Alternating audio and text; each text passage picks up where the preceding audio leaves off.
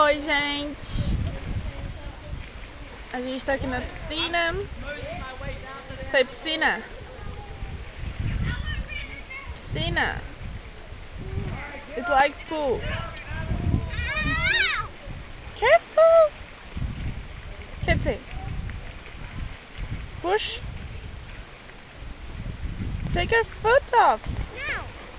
It's hurting you. Então, a gente tá na piscina. Os meninos estão fazendo aula lá e a gente tá esperando pra poder entrar na piscina porque a gente tem que esperar acabar a aula. Eu vou filmar um pouquinho aqui porque o lugar é lindo. É só um pouquinho porque as pessoas já estão olhando assim. O que você tá fazendo? Né? Então, eu tô aqui com as meninas porque a mãe foi correr um pouco, porque, né? E elas estão acabando com a cadeira.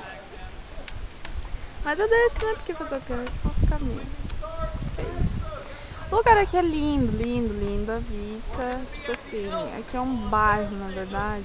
Que daí aqui é o rio. Lá tem as casas, tá vendo? Lá, ó, casas. Pense nas casas, só pense.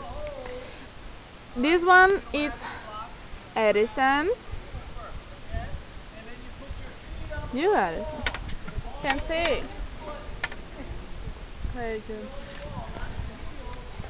E lá tem quarto. A gente tá sentadinho aqui, lá eles fazendo aula. A piscina é isso, ó.